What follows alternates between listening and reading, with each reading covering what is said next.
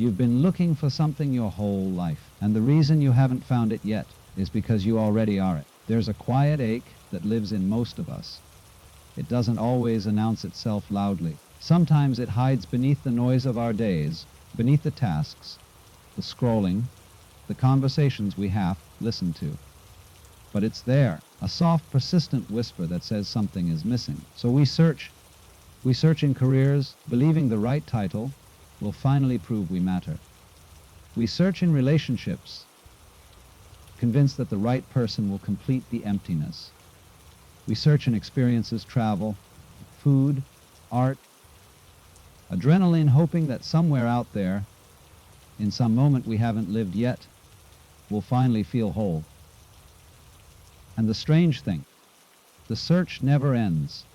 You achieve the goal, you get the promotion, you find the partner, you stand on the mountaintop, and for a moment, maybe just a breath, you feel it, that flicker of fullness. But then it fades, and the ache returns. And you think, maybe it's the next thing, maybe it's over there. This is not failure. This is not weakness. This is the human condition. We are beings who have forgotten something essential. And because we've forgotten it, we keep searching outside ourselves for what was never lost. The truth is almost too simple to believe you are not lacking anything. But let me say that again, slower this time, because your mind will want to argue with it. You are not lacking anything. Not in the way you think you are. The feeling of incompleteness. It's not proof that something is missing. It's proof that you believe something is missing. And that belief, that single, stubborn belief, is what keeps you running. Imagine a wave searching for the ocean. The wave rises and falls, crashes and retreats, always moving, always restless. It looks at other waves and thinks maybe they know where the ocean is. It chases the horizon, believing the ocean must be somewhere beyond itself. It exhausts itself in this search, and all the while, it is the ocean. It was never separate. It only believed it was. This is what you've been doing. You've been searching for yourself while being yourself. You've been seeking wholeness while already being whole. You've been chasing peace while peace has been the ground beneath every step. But how did this happen? How did we forget? It starts early. As children, we're told we need to become something. We're taught that our worth is conditional, that we must earn it through achievement, approval, or accumulation.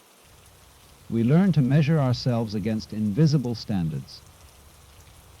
We learn that love is something we receive when we perform correctly. And slowly, a belief takes root. I am not enough as I am. This belief becomes the lens through which we see everything. We stop noticing the quiet miracle of our own existence. We stop feeling the aliveness in our breath, the awareness behind our thoughts, the consciousness that witnesses every moment. Instead, we identify with the voice in our head, the one that narrates, judges, compares, and strategizes. We think that voice is who we are. And that voice, it's never satisfied, it can't be. Because its entire job is to find problems and solve them. It's a survival mechanism, not a source of truth. It scans for danger, for lack, for what's wrong. And so it will always find something missing. It will always tell you that peace is one more step away. This is the ego. Not in the sense of arrogance, but in the sense of identity. The ego is the story you tell yourself about who you are. It's the collection of labels, memories, fears, and desires that you've mistaken for your true self. And the ego needs the search to continue. Because if you stopped searching, if you realized you already are what you've been looking for, the ego would lose its purpose. It would dissolve like mist in sunlight. So it keeps you busy. It keeps you believing that fulfillment is always just around the corner. It keeps you looking everywhere except the one place where the answer actually lives. Inside. Not inside like an object hidden in a drawer. Inside like space inside a room. Inside like silence inside sound.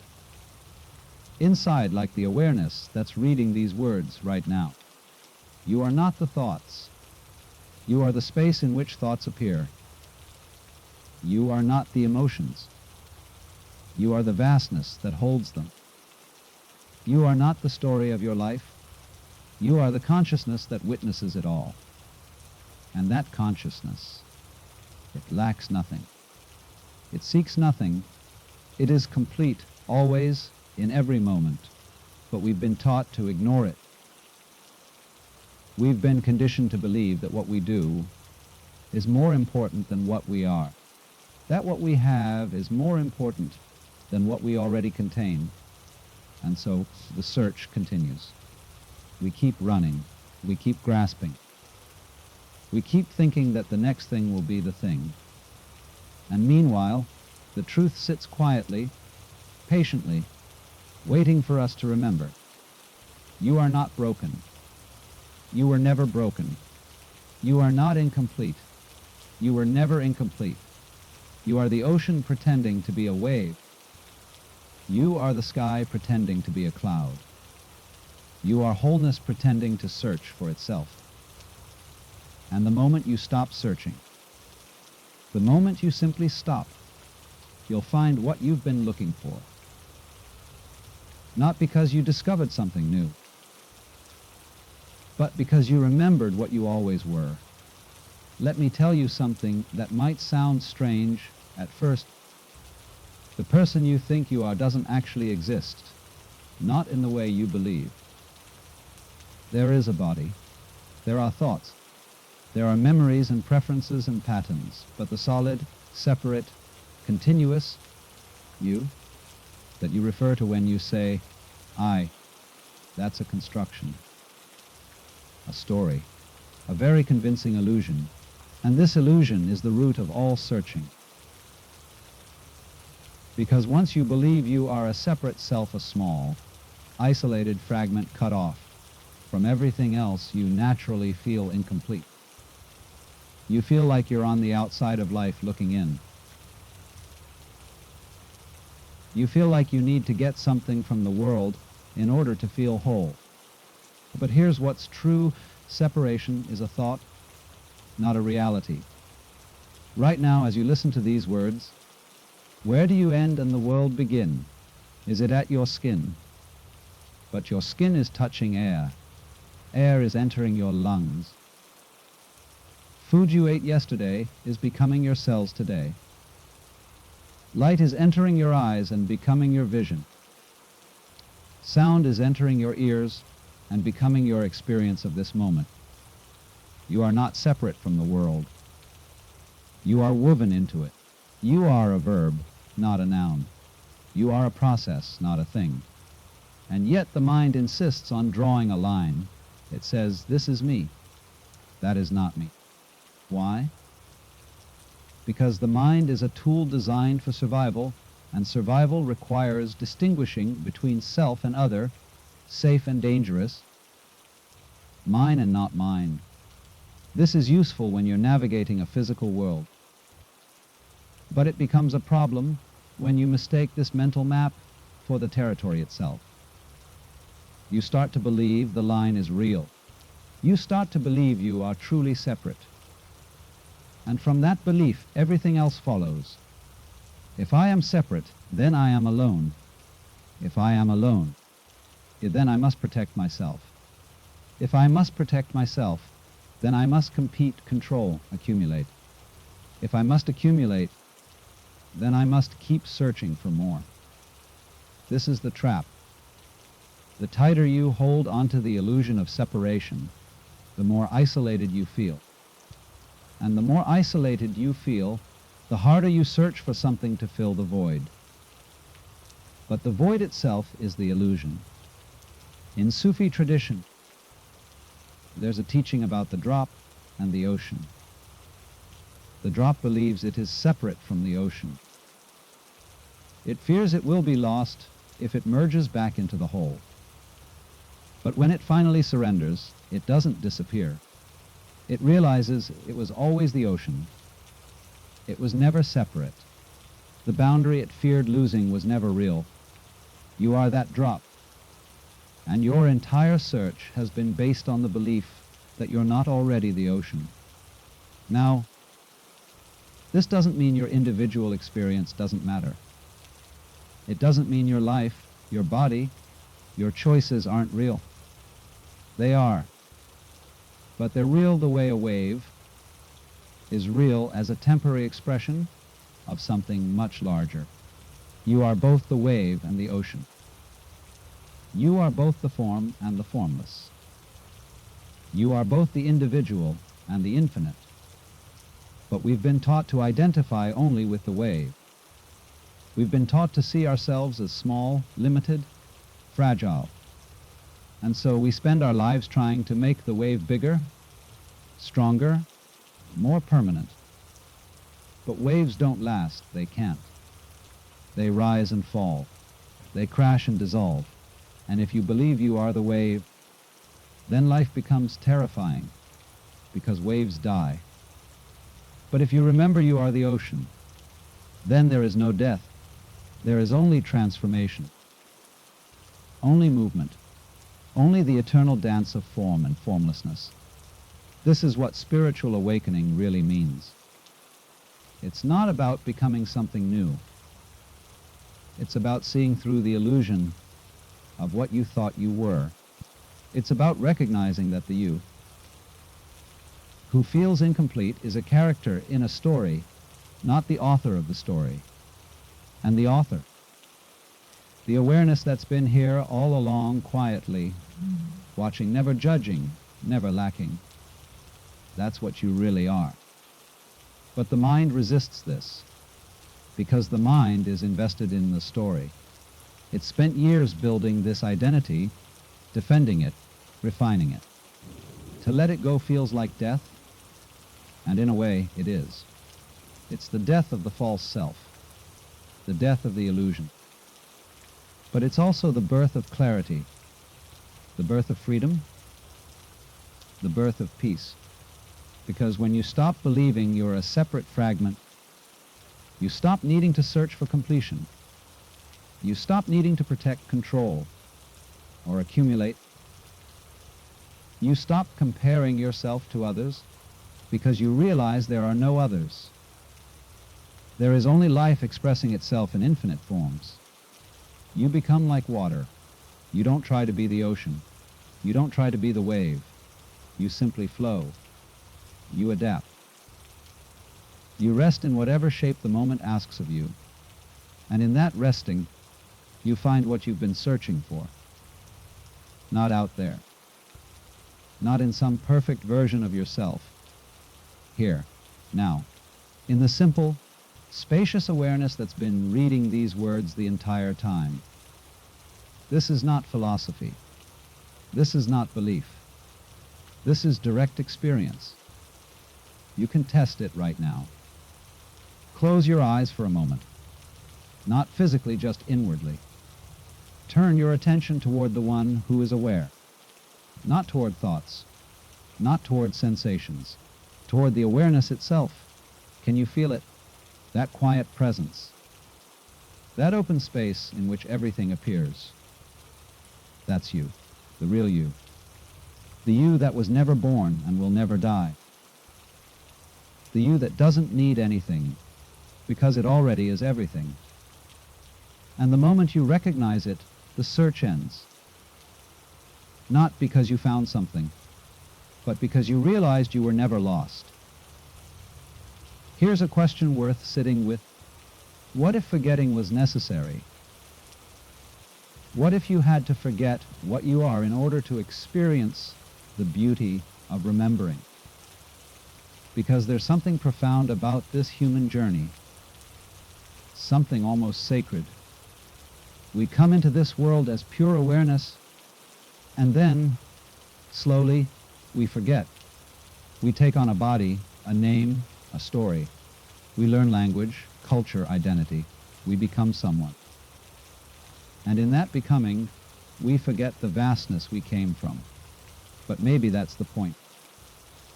Maybe consciousness wanted to experience itself in form. Maybe the infinite wanted to taste limitation. Maybe the ocean wanted to know what it's like to be a wave to rise, to crash, to long for the ocean again. And if that's true, then your search isn't a mistake. Your longing isn't a flaw. Your sense of incompleteness isn't proof that something's wrong with you. It's proof that you're playing the game exactly as it was designed to be played. You forgot so you could remember. You became small so you could rediscover your vastness. You felt separate so you could experience the joy of reunion. This is the gift of forgetting. Because if you never forgot, you could never remember. And remembering that moment, when the illusion cracks and you see through it, that's one of the most beautiful experiences a human being can have. It's like waking from a dream and realizing you were never actually in danger. It's like finding something precious you thought you'd lost forever. It's like coming home after a long, exhausting journey and realizing you never actually left. Every spiritual tradition points to this moment. The Buddhists call it awakening. The Sufis call it union. The mystics call it enlightenment. But the word doesn't matter. What matters is the recognition. The recognition that you are not who you thought you were. That you are not limited, not separate, not incomplete. That you are the awareness in which all experience happens. That you are the space, the silence, the stillness beneath the noise. And the beautiful thing, you don't have to do anything to become this. You don't have to meditate for 10,000 hours. You don't have to purify yourself or renounce the world. You don't have to be perfect. You only have to stop, to pause, to look, to turn your attention away from the search and toward the searcher. Because the searcher is what you've been looking for, not the person with a name and a history, not the voice in your head, but the silent witness behind it all, the one who's been here, unchanging since the day you were born. That's what you are. That's what you've always been. And the moment you recognize it, everything changes. Not because your circumstances change, but because your relationship to them changes. You stop needing life to be different. You stop resisting what is. You stop clinging to what feels good and pushing away what feels bad. You become like the sky, vast enough to hold every weather without being disturbed by any of it. This doesn't mean you stop caring. It doesn't mean you become passive or detached. It means you stop suffering over your suffering. You stop making your pain mean something's wrong with you. You realize that pain is part of being human. That longing is part of being human. That forgetting and remembering are part of the dance. And you stop fighting it. You stop trying to fix yourself because you realize there's nothing to fix. You stop trying to improve yourself because you realize you were never broken. You simply rest in what you are. And from that resting, life continues. You still have preferences. You still make choices. You still experience joy and sorrow, love and loss. But you're no longer identified with them. You're no longer consumed by them. You become the ocean again, watching the waves rise and fall. You become the sky again, watching the clouds drift by. And in that watching, there is peace. Not the peace of having everything you want, but the peace of no longer needing anything to be different than it is. This is freedom. Real freedom. Not the freedom to have more, but the freedom from needing more. Not the freedom to control life, but the freedom to let life move through you without resistance. And it's available right now. Not someday when you're more spiritual. Not after you've healed all your wounds. Not when you've finally figured it all out. Now. Because you are already what you're searching for. You've always been. You just forgot. And that's okay. Forgetting is part of the journey. Searching is part of the journey. Even the frustration of searching is part of the journey. But so is remembering. So is stopping. So is this moment right here, where you pause and ask yourself, who is aware of my searching? Who is aware of my thoughts about searching? Who is aware of the awareness itself? And when you turn your attention there, when you rest in that question without needing an answer, something shifts. The search doesn't end because you found something. It ends because you realized you were never lost. And that realization, that's the gift.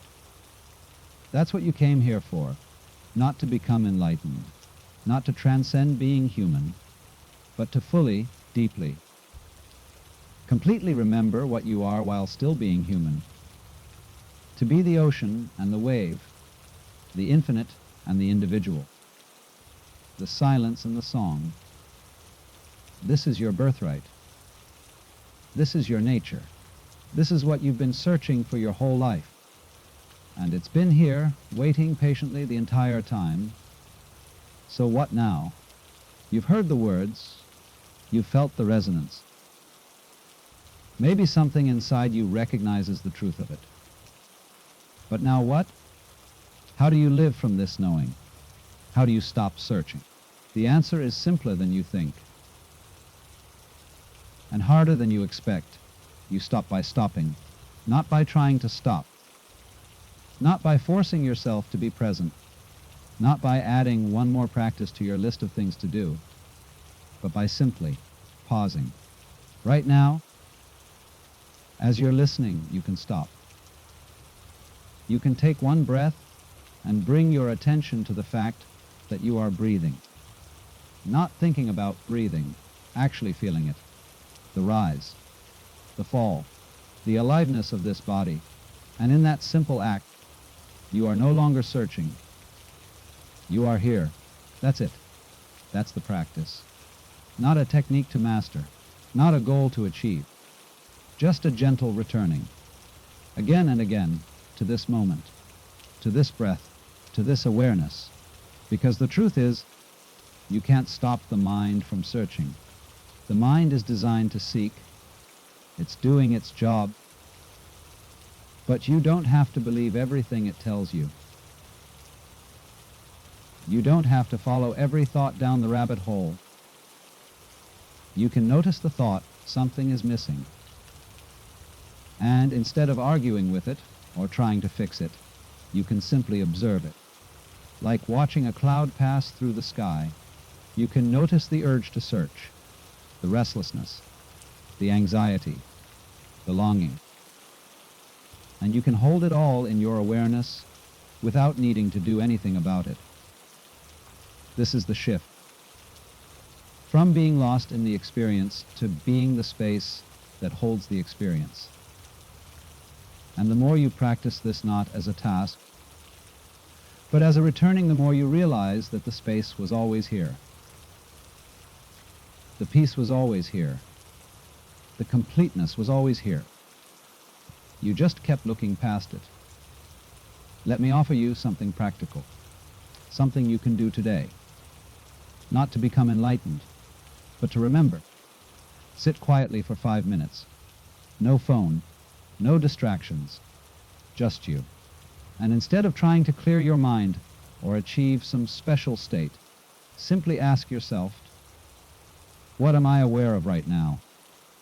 Notice the sounds, the sensations in your body, the thoughts passing through, the emotions present, and then ask, who is aware of all of this? Don't search for an answer. Just rest in the question. Let your attention turn back on itself, like a flashlight pointing at its own light. And notice the silence that's already there, the stillness beneath the noise, the awareness that's been witnessing everything without ever being disturbed by anything. That's you. The real you, and the more you recognize it, the less you'll need to search for it. This doesn't mean your life will suddenly become perfect. You'll still have challenges. You'll still feel pain. You'll still have moments where you forget and get lost in the story again. But something will have shifted. A door will have opened. And even when you walk away from it, even when you forget it's there, you'll know.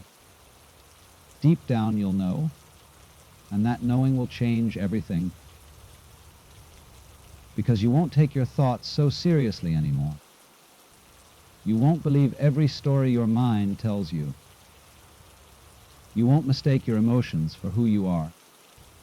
You'll begin to see life as a dance rather than a battle, as play rather than a test, as an opportunity to experience rather than a problem to solve. And you'll stop searching. Not because you found what you were looking for, but because you realized you were never actually missing anything. You'll stop chasing the next thing and start appreciating this thing. This breath, this moment, this ordinary, sacred, miraculous experience of being alive.